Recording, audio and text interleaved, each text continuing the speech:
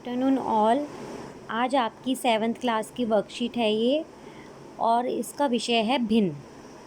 जैसा कि आप सबको पता है भिन्न किसे कहते हैं। भिन्न एक ऐसी संख्या होती है जो किसी भी संपूर्ण चीज़ का, पूरी चीज़ का कोई भाग दर्शाती है। आपने पिछली वर्कशीट में अवश्य पढ़ा होगा कि भिन्न किसे कहते हैं। भिन्न के दो भाग होते हैं, ऊपर वाले भाग को अंश कहते हैं और नीचे वाले भाग को हर कहते हैं। बेटा, सब बच्चे पहले भिन्न को अच्छे से समझेंगे। देखिए, मैं आपको एक चित्र दिखाती हूँ।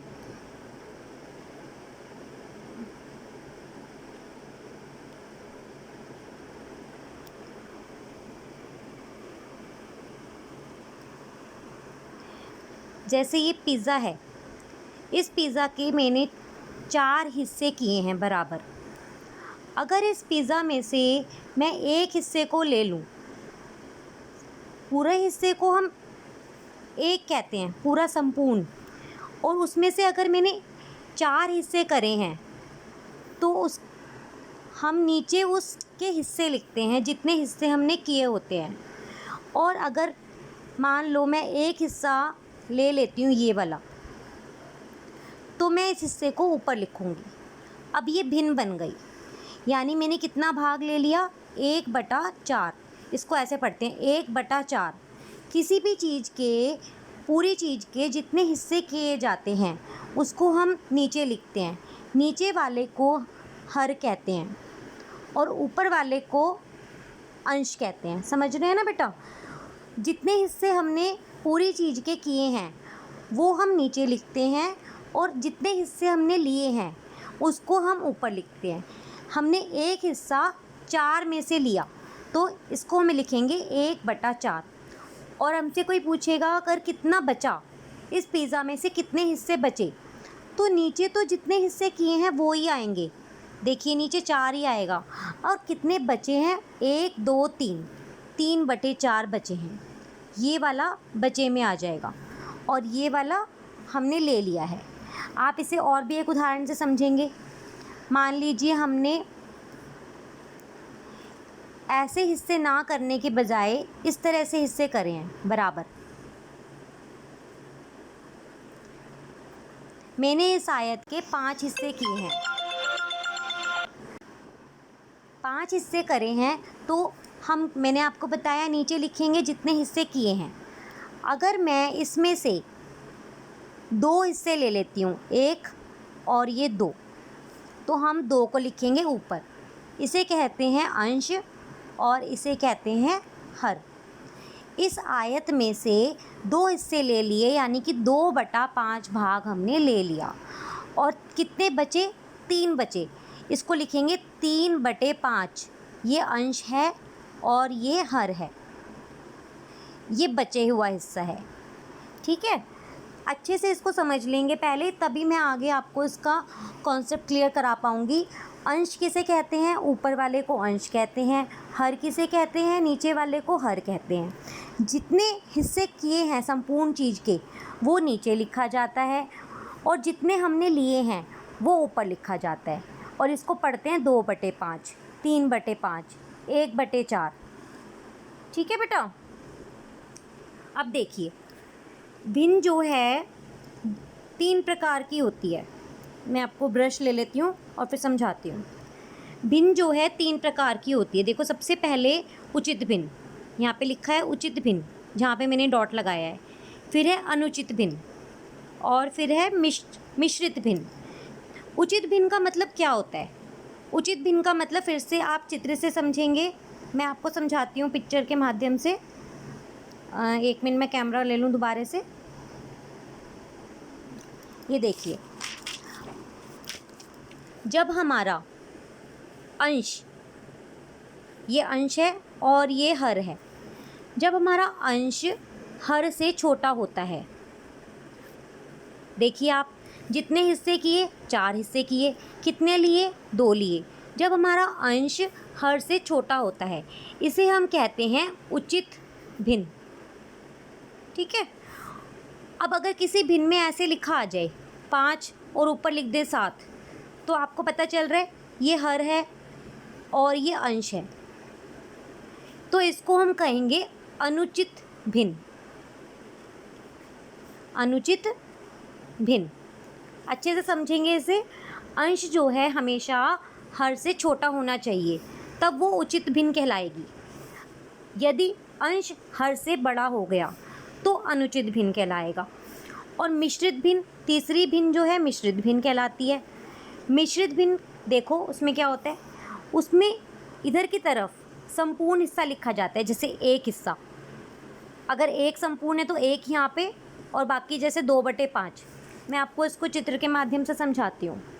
मान लीजिए हमने किसी आयत के 5 हिस्से करे, ठीक है, और फिर हमने साथ में एक उसी के समान आयत लेके उसके भी 5 हिस्से करे, ठीक है, और मैंने इस वाले पूरे को रंग दिया, इसमें से मैंने 2 हिस्से को रंग दिया। अब इसे आप कैसे पढ़ेंगे? इसको पढ़ेंगे ऐसे, एक संपूर्ण तो वो यहाँ आ गया, और बाकी 5 में से 2 भरे हैं तो 2 ऊपर, और 5 में से भरे हैं, कितने हिस्से किए थे मैंने बताया था आपको कि जितने हम हिस्से करेंगे वो नीचे आएगा, वो 5 नीचे और ऊपर 2, तो जितना संपूर्ण होगा पूरा एक हमने पूरा ले लिया, उसको हम कहेंगे एक। इसको हम ऐसे भी समझ सकते हैं, 5 में से हमने पूरा 5 ले लिया, 5 में से पूरा 5 ले लिया और इसको 5 में से 2 लिया है, तो 5 में से पूरा 5 ले लिया तो उसको हमने लिखा 1, और 5 में से 2 ले लिया उसको साथ में लिखा 2/5। एक और चित्र से समझेंगे। मान लीजिए मैंने फिर एक पिज़्ज़ा ले लिया है और ये मैंने पूरा पिज़्ज़ा शेड कर दिया, यानी पूरा पिज़्ज़ा दे दिया है किसी को, और साथ में उसके जैसा ही एक और पिज़्ज़ा लेके उसका एक हिस्सा दे दिया है। तो मैं इसको कैसे लिखूँगी?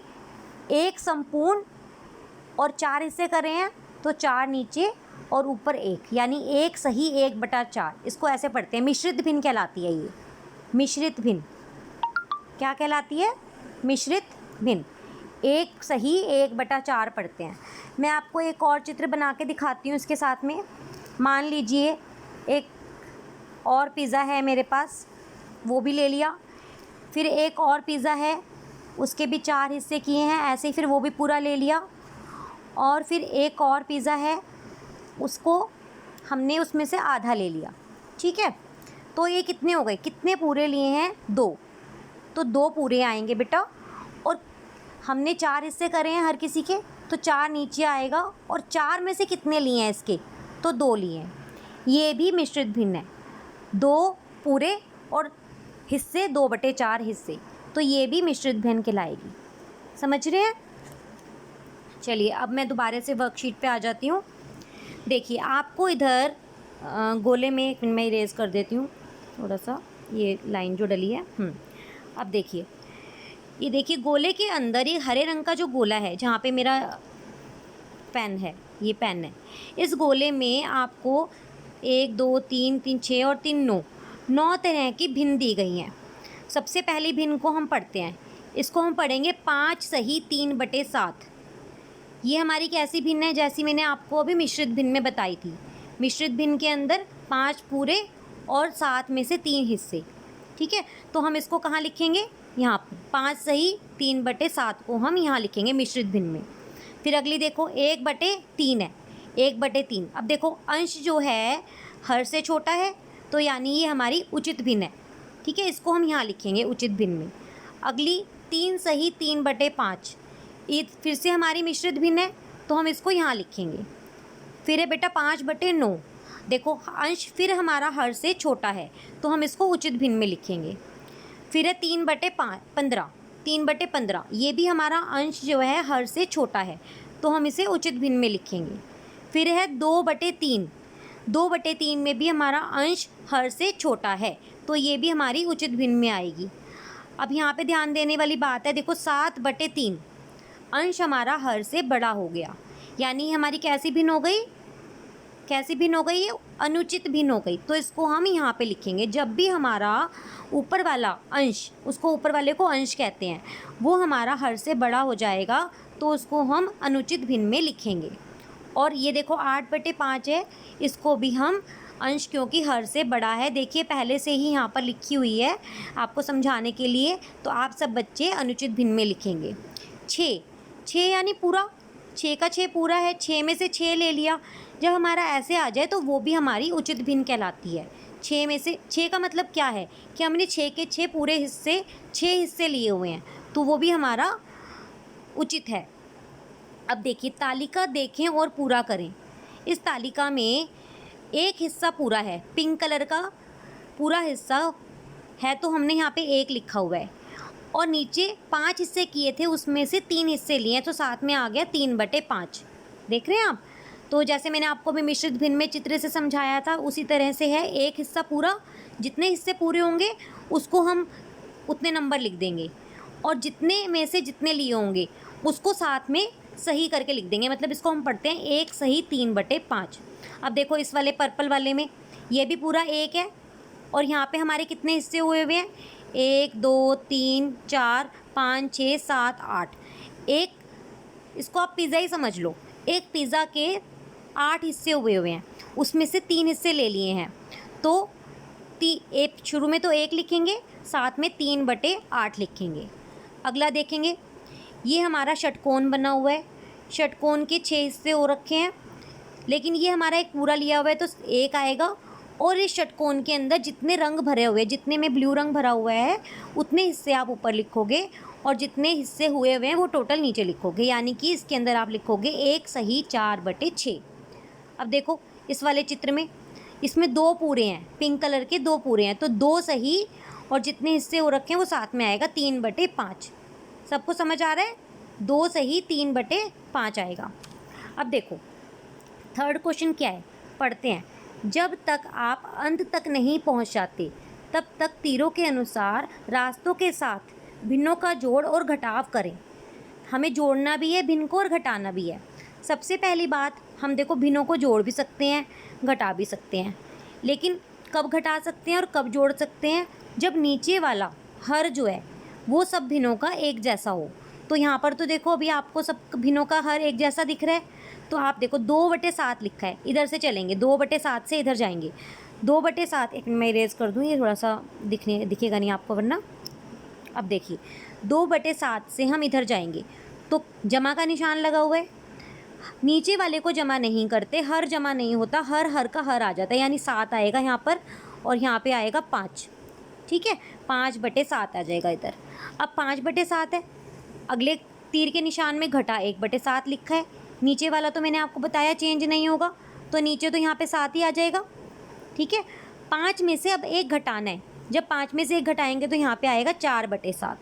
ठीक है, उसके बाद ये थोड़ा सा वर्कशीट मेरी कटी हुई है बेटा, मैं आपको वर्कशीट पूरी भेजूँगी, उसके अंदर आप यहाँ पर देखना, जो भी यहाँ पे लिखा होगा ना, हर के अंदर कोई चेंज नहीं आएगा, हर वही का वही रहेगा, आपको सिर्फ ऊपर वाले को घटाना है। मुझे घटा का निशान दिख रहा है इसके अंदर। ठीक है, अब हम इधर से चलते हैं। 5/7 के साथ में इधर क्या लिखा है, जमा में 2/7, तो नीचे वाला तो 7 का 7 रहेगा, और ऊपर वाले में से 5 और 2 है, दोनों को जमा कर दोगे तो 7/7 आ जाएगा। अब 7/7 का मतलब क्या है, पूरा 1, यानी इसको हम पूरा 1 मान के चल सकते हैं ना। और इस 7/7 में से घटा 1 करना है, जब आप 1 में से 1 घटाओगे तो आंसर आएगा आपका 0, इस वाले खाली स्थान में आंसर आएगा 0। अभी हम यहाँ पे भी हैं, अब हम यहाँ से चलेंगे। अब अभी हम इधर की तरफ गए थे, अब हम इधर की तरफ जाएंगे। 2/7 में से 1/7 घटाना है, तो नीचे वाला तो 7 ही रहेगा, ऊपर 2 में से 1 घटा के 1/7 आ जाएगा। ठीक है, अब देखो नीचे तो 7 ही है, तो ये सेम आंसर आएगा, क्योंकि दोनों तीर के निशान एक ही बक्से में जाके मिल रहे हैं, तो यहाँ पे हमारा 7 आएगा, क्योंकि 7 में से 7 और 7 ही रहेगा। ऊपर वाले को जमा करेंगे, 1 और 6 को जमा करके हम 7 ही लिखेंगे, वो हमने पहले से इस वाले बक्से से लिख लिया है जमा करके। ठीक है बेटा, शायद आपको समझ आ रहा है, अगर नहीं आता है आपको कुछ समझ तो आप पीछे जाके रिपीट करके वीडियो को दोबारा देखना, समझ आ जाएगा। अब हम इस वाले प्रश्न पे आ जाते हैं। ये देखिए यहाँ से शुरू होएगा ये प्रश्न, जहाँ पे हमारा 47 लिखा है गोले के अंदर। लेकिन 47 के साथ एक निशान लगा हुआ है, घटा का निशान है वो। जब हम घटा के निशान में घटा के निशान वाला ही साथ में रख के जोड़ते या घटाते हैं तो आपने देखा होगा घटा घटा जमा होता है, लेकिन निशान घटा का आता है। इसको मैं आपको कॉपी पे समझाती हूँ, आप चित्र के माध्यम से आप वहाँ देखते रहना। मैं रिकॉर्डिंग के अंदर कैमरा ले लेती हूँ एक बार।